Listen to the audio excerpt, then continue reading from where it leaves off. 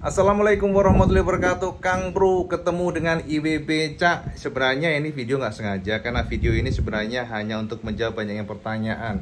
Pertanyaannya sebenarnya sudah terjawab, tapi nggak apa-apa lah IWB jawab lagi, karena ya ini memang kita ngomongin mengenai hot product yang sebenarnya banyak yang nunggu. Dan sebenarnya juga pabrikan sudah melakukan kajian-kajian khusus untuk produk ini, dan apa yang didapat oleh mereka sebenarnya cukup mengejutkan. Pertama kali kita tahu bahwa sampai tahu kan bahwa Suzuki ya, sebenarnya Suzuki Saluto ini adalah salah satu skutik yang memang cakep banget. Tapi katakan ini cakep banget. Desainnya benar-benar out of the box, bukan kayak Suzuki, bukan kayak motor Suzuki yang sudah kita kenal, yang apa ya, kita katakan terlalu desainnya terlalu apa cak, bosone itu kaku lah ya, bosone itu terlalu kaku dan nggak terlalu luwes, karena Suzuki punya filosofi dan prinsip sendiri. Tapi untuk yang Saluto ini totally beda banget. Jadi pendekatannya kita katakan sangat mirip dengan motor Eropa. Sampai saya pasti tahu kan, Saluto memang diracik oleh desainer dari Italia. Jadi si Tartarini, kalau nggak salah siapa, PR agak lupa sih, si Tartarini. Dan karena itulah kalau sampai perhatikan desainnya memang keren banget. Desainnya keren banget dari depan, dari samping, dari belakang, dari manapun ini motor dilihat sangat keren. Dan jujur cak, komen sampean itu sebenarnya sudah IB share ke Suzuki Indonesia. Semua komen sampean dibaca oleh Suzuki Indonesia, dan mereka sebenarnya tidak berdiam diri untuk melakukan kajian mengenai Suzuki Saluto. Dan beberapa poin yang didapatkan oleh mereka adalah, pertama, sampean menyukai produk ini, menyukai model ini. Dan yang pasti dari informasi yang didapatkan, Suzuki Indonesia sudah mencoba untuk melakukan kontak ya, selain melakukan langkah-langkah bagaimana supaya mereka bisa memasarkan Saluto ke Indonesia. Yang menjadi kendala utama adalah dari sisi produksi, Cak. Jadi seperti sampean tahu, Ibu sudah share ke sampean bahwa produksi sebuah produk itu tidak sembarangan diproduksi. Tidak bisa nih, istilahnya sampean suka nih dengan V-Strom, sampean suka nih dengan Saluto, sampean suka dengan istilahnya apa ya, motor-motor Suzuki yang di sana ya, istilahnya ya kayak Gesik 250R, sampai ingin memproduksi di Indonesia. Contohnya Suzuki Indonesia ingin memproduksi di sini supaya lebih murah, nggak bisa begitu cak, karena jig mesin investasi yang dilakukan oleh pabrikan itu sangat besar. Jadi mungkin jutaan yen, kasarnya begitu, untuk jig mesinnya, kemudian untuk kerjasama dengan vendornya. Kan sebuah motor tidak diproduksi oleh pabrikan itu sendiri cak, ada vendor-vendor yang mendukung mereka, seperti supplier ban, spare tangki, kemudian supplier apapun itu, mengenai knalpot mungkin, kelistrikan sebagainya. Nah, setiap komponen pasti spesifik dengan yang dibutuhkan oleh produk itu sendiri. Jadi artinya, kalau V-Strom contohnya ya, komponennya sudah diracik untuk V-Strom sendiri, peleknya, kemudian tangkinya, dan vendor atau supplier itu membutuhkan waktu yang cukup lama untuk melakukan test and trial. Jadi sebelum komponen itu dikirim ke pabrikan, itu dites dan di trial, hingga namanya ada yang share sampai semuanya ya, trial pertama, trial kedua, hingga namanya PP1, PP2. Ini istilahnya saya, karena tiap pabrikan atau tiap region itu beda sebutannya, tapi yang pasti adalah PP itu pre-preparation, kita sebutnya demikian. Jadi PP1 pre-preparation 2, ngomong susah banget sih, pokoknya pre-preparation 3 hingga mass production.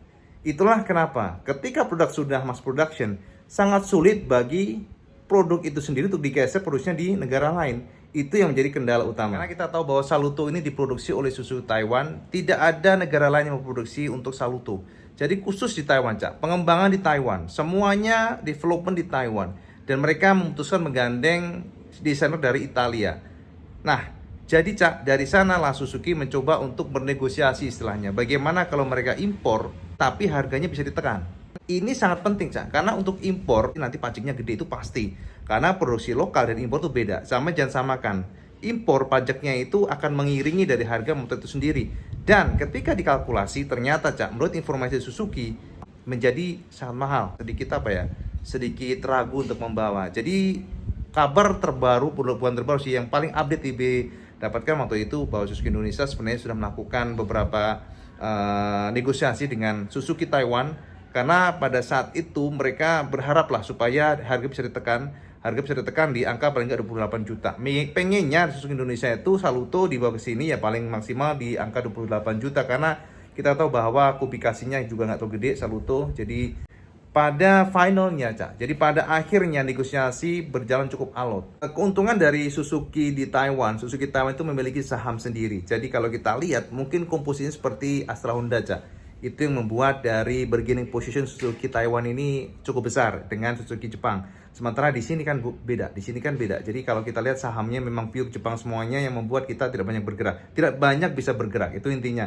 Nah, negosiasi berjalan alot. Dan finalnya ternyata Ibe dengar nih dari Suzuki Indonesia nih, waktu itu Ibe ngobrol-ngobrol bahwa ternyata, Cak, reganya jadi luar, Cak. Jadi harganya, Cak, ternyata ketika Ibe tanya ke mereka, ke Suzuki Indonesia, gimana potensinya, dan mereka cukup keder, Cak. Jadi menurut informasi yang Ibe dapatkan, harga Suzuki Saluto ini bisa tembus di angka 35 jutaan. Inilah yang membuat mereka akan berpikir ulang, gila apa 35 jutaan? Bagaimana mungkin ngejualnya kalau harga 35 juta harus berkompetisi dengan pabrikan Jepang lain? Karena kita tahu model-model demikian kan saat ini sebenarnya dimiliki oleh Vespa. Tapi Vespa kan memiliki apa ya, brandnya tuh beda gitu dengan Suzuki. Jadi dari kajian Suzuki sendiri, dengan harga yang segitu tidak akan kompetitif dan membuat mereka berpikir keras bagaimana kalau harga tersebut akan justru membuat Suzuki Saluto tidak mendapatkan perhatian dari sampean semuanya. Itulah kenapa sekali lagi itulah yang membuat Suzuki jadi berpikir ulang untuk membawa Saluto ke tanah air. Karena sama tahu kan untuk Scoopy aja harga 20 jutaan, Vino juga harganya 19 jutaan.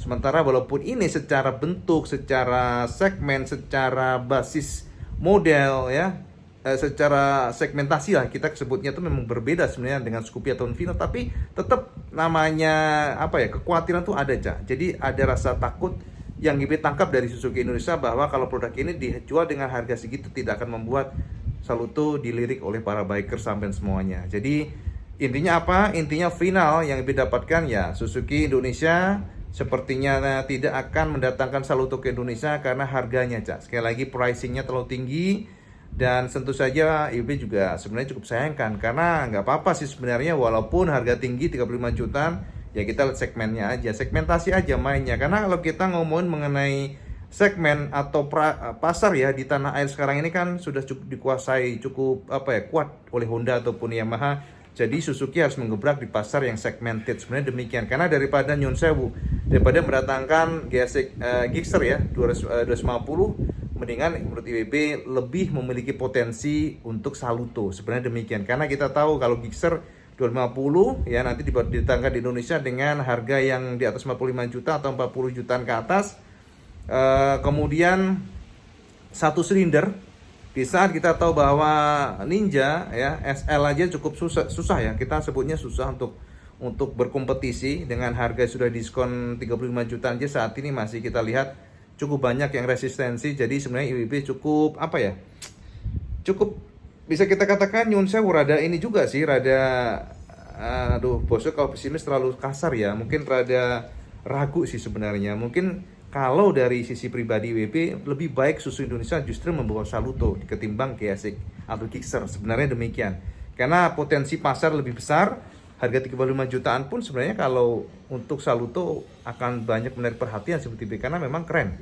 IB katakan ini bentuknya keren dan IB harus katakan bahwa ini adalah sebuah hasil karya Suzuki yang cukup mantap sih menurut IB. Jadi itu sih opini, bukan opini lagi tapi ini last information dari Suzuki Indonesia bahwa tertanggal pokoknya per tahun kemarin Ibu dapatkan demikian bahwa harga terlalu tinggi, jadi potensi Saluto di bawah Indonesia cukup kecil. Kajian terakhir demikian. Apakah nanti ke depan akan berubah pikiran Suzuki ya kita nggak tahu, tapi yang didapatkan demikian bahwa the last information, the last discussion ya kan bosnya itu. Jadi Suzuki Indonesia sepertinya tidak akan membawa Saluto ke Indonesia. Tapi kita juga akan lihat apakah akan ada perubahan di tahun ini. Tapi sekali lagi sama menunggu Saluto ya sama harus memiliki sabaran yang luar biasa.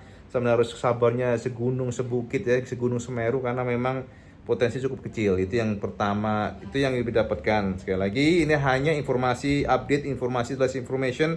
Ini video asal jadi ya nyun sewu kalau sampai mohon maaf kalau mungkin nggak sempurna, hanya celotehan aja, Cak. Ini update dari Iwan Bandara untuk pertanyaan, banyak yang bertanya mengenai Saluto. Jadi itu last information. Jadi dan juga memberikan saran buat Suzuki, ya dipertimbangkan aja. Kalau Gixxer bisa masuk, kenapa Saluto nggak bisa, gitu aja sih buat BB. Ya, jadi ngono wae Kang Mas ya, matur nuwun. Jadi mohon maaf kalau videonya asal jadi, jangan dibully ya, jangan marah ya, nyun sewu biar cepet ya kan. Jadi hari ini memang IWB agak sibuk, jadi agak padat, jadi IWB nggak bisa ngedit-ngedit yang terlalu frontal. Kita tes Yamaha Gear juga, jadi buat sampean juga. Dan tunggu nanti IWB akan bahas mengenai warna terbaru R15 insya Allah ya. Insya Allah kita akan merapat ke Yamaha SPW. Oke Cak, matur nuwun ngono wae. Matur nuwun sekali lagi. Kalau sampean suka videonya sama like, share, dan subscribe, dan jangan lupa juga sampean sholat mau untuk yang paling penting. Assalamualaikum warahmatullahi wabarakatuh. Salam jos Kang Dos.